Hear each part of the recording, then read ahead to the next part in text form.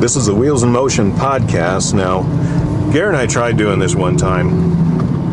You know, sat down in the kitchen, had a couple of cameras. Everything kind of felt forced, and then we went to render film after that, went driving around, and we talked for about 2 hours and realized that's really what we do. I mean, we drive.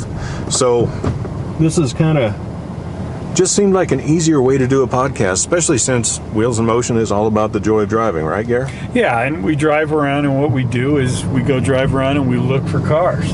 I mean, that's kind of the car guy thing. Yeah, and we're talking about, we've always got some different kind of music playing. It's always in the background, but it's always a central part of driving. And it seemed like a really good point to jump off and start talking a little bit about what we listen to when we drive. But more specifically, let's go to a conversation we had a few days ago about how many influential musicians out there, whether it be bands or whether it be solo musicians, who only recorded for a few years. They only had a very small body of work that had a gigantic impact on really culture in general. Oh yeah, it's amazing. Like you said, we kind of, you can go back and there's a lot, but I think one of the biggest from the early days, which would be blues, which would be Robert Johnson, which, you know, you look at all the things that evolve around him, the mysteries with everything, with his whole life, with everything from the Crossroads thing to the way he died, everything. But I mean, he only recorded a handful of songs. I mean, it's like 30 songs or so. I mean, it was literally over a 2-year period or whatever that he recorded, and everybody has used Robert Johnson songs. It's amazing, you know, between the songs, the mystery around him and his guitar playing. It's just amazing when you really go back and look at how much he's influenced everybody from, like we said, all the early blues players, obviously, through the 50s and that were influenced by him. But you look at all the British blues guys, from Eric Clapton and Cream and Led Zeppelin and Rolling Stones and all these guys, they all were, you know. Yeah, they've all played his songs, and all of them are humble enough to say, we don't know exactly how he played all this stuff. Yeah, he was an amazing kind of finger style and slide guitarist. The way he played, still to this day, is very difficult to do. I mean, you have to be pretty amazing to do it. And even then, people have tried and had a very, very difficult time doing it. And he was just that good, but he was that influential too. And it only lasted a couple of years. And really, if we, you know, to move to the next evolution of music, which was based out of what he was doing, you kind of have to move to about 1948, 1949 to Hank Williams. Another perfect example of very influential, obviously, in the country end, but also in the pop and the rock end and everything else. How many people have done Hank Williams songs? They're just super popular. Everybody from Linda Ronstadt to the Rolling Stones have done Hank Williams songs. Yeah, Hank's just amazing. Again, another not necessarily gigantic, prolific body of work, but a very good body of work. And he was only there a few years again. I think there's really a lot to that. You have that one explosive moment throughout your life when creativity is just right there, and that's that lightning in a bottle moment, so to speak. And definitely a lot of artists are there. Others can span decade after decade after decade and stay creative, but you know, there's a lot of them that just, that is the definition, is that short span of time. Yeah, and I think, you know, like we said, Robert Johnson, Hank Williams. I think the next one that we would count in there was Buddy Holly. Without a doubt. You look at Buddy Holly and you look at, again, how many hits, how many great songs he wrote. And it wasn't just that. It wasn't just the songs. It was kind of his whole thing with, again, anti-establishment, like we've talked about. Yeah. The kind of setting the formula, almost the blueprint for modern bands now, where, you've got basically two guitars, a drum, and a bass. How many bands can you say were that? Well, he kind of started a lot of that. So, and then Absolutely. the production and the amount of producing that he did, and you listen to his songs. He wrote his own songs. He produced a lot of his own songs and obviously performed them. And he was just very influential to everybody. I mean, go back and everybody from the Beatles on, cite Buddy Holly as the guy that kind of started. Obviously, Elvis and rock and roll and that started, but Elvis was different.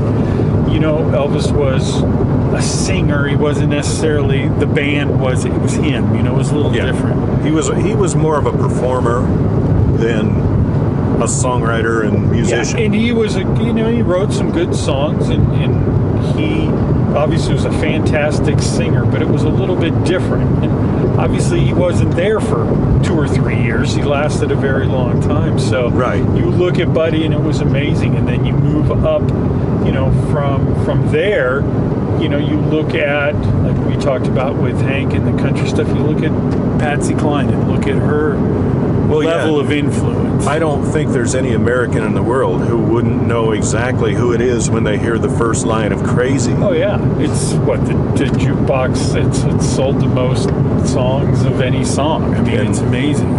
The duration of her impact has been amazing. When even up into the 90s and 2000s, we had girls like Leanne Rimes trying to emulate her style and her Yes. voice.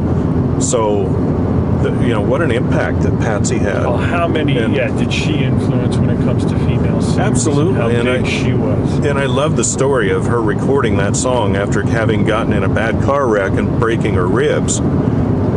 She was trying and trying and trying to hit the high notes in that song and couldn't do it, and decided to go home and walked in the next day and nailed that song in one take Yeah. with broken ribs. Yeah, it's amazing. So, I mean, you have obviously there, and then you've got that whole 60s vibe where you've got a bunch. You've got Jimi Hendrix, started in 66, done by 70.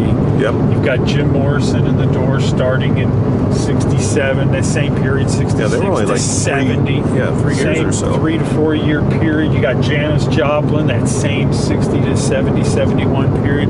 You've got so many that fall in that less than 5-year range that had such a huge impact. You still hear on classic rock radio every single day.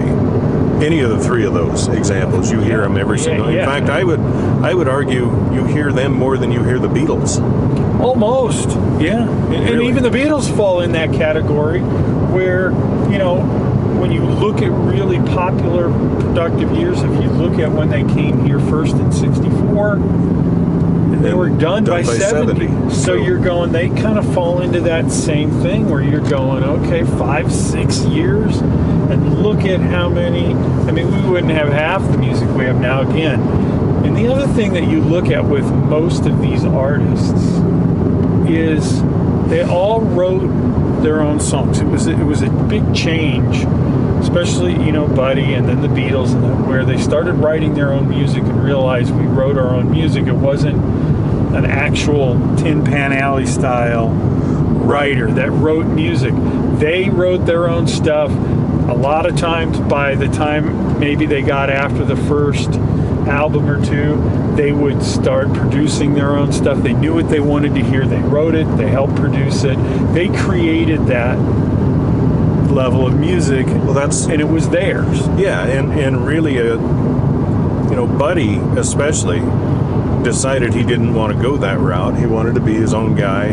He went to Nashville and was very disappointed and went, no, I think I'm going to not play your songs with your musicians. I'm going to go back to Texas and do it my way with my guys. Yeah. Play the kind of music that we want, and out of that, we got not only the DNA of all the rock and roll that was to follow, but we also got the DNA of the Texas outlaw movement from the 1970s. Your Willie Nelsons, your Waylon Jennings, and guys like that, and is still very prevalent today. I mean, if you go to Lubbock, Texas, there's statues of Buddy and references to Buddy everywhere. Oh yeah.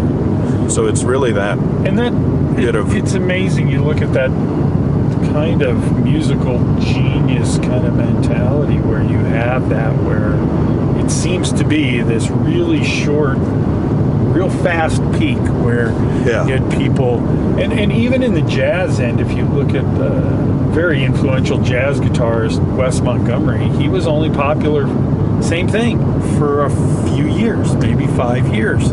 And you see so many that are like that, where it's almost like, they take a lifetime of experiences in music and combine it into this short career that's just so influential that it's stunning when you really do start to go back and think about it. And times it creates a second career for some of these guys, a later in life career, because there's so many bluesmen that recorded in the 30s and 40s that were hugely influential to all these rock and roll guys, say the Stones, Eric Clapton, all of them. Once they started recording this stuff themselves, then other people discovered these old bluesmen, and all of a sudden these gentlemen had a whole new life. Oh yeah, that's another whole story in itself. You look at guys like Mississippi John Hurt and some of these guys that had a song or two back in the late 20s or 30s, and then when the folk blues movement kind of really came in the early 60s, and you had the Newport Jazz Festival,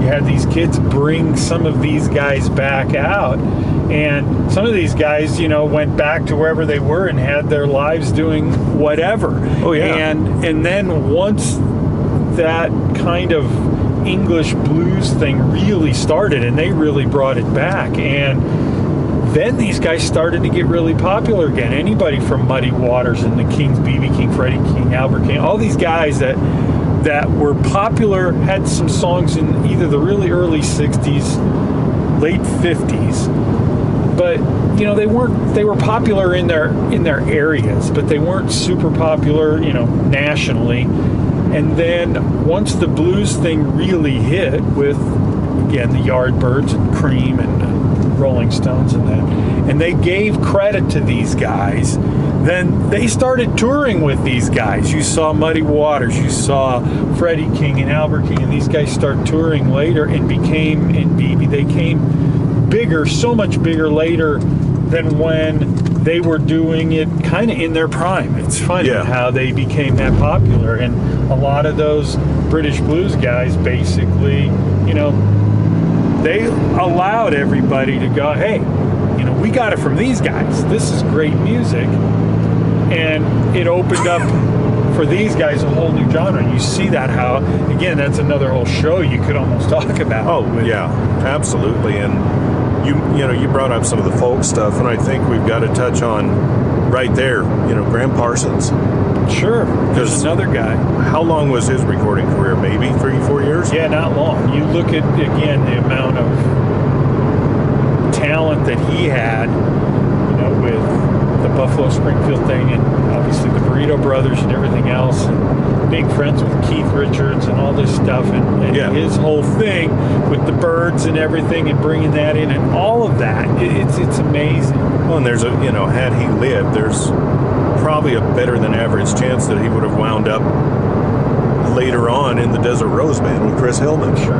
Because that's where, half the Byrds wound up, and they were great. And they only recorded for about 3 years, but their catalog still stands up today. Like we said, they're great players. It doesn't have to be long-lasting, always to be good. And those guys kind of prove that. Absolutely. We're going to have another one of these. We're going to do a part 2. I think the next one we're going to talk about the explosive amount of great albums that came out between 70 and 73. I think we'll talk about next time. So be sure and join us again on that one. And in the meantime, look up our Facebook page. It's small right now. Wheels, the letter N, Motion. And we also have a small Instagram page. And check that out. Take a look, and we'll start posting an awful lot more on there now that we're doing this. And we have a brand new season of Wheels in Motion coming out. We're going to be driving some really, really neat cars. And we have a whole new look that's very reminiscent of the time period in which these cars were built. So we think you're really going to love it. So get out there, get in your car and drive it, enjoy it, and crank the tunes up while you're doing it. Yep. Thanks.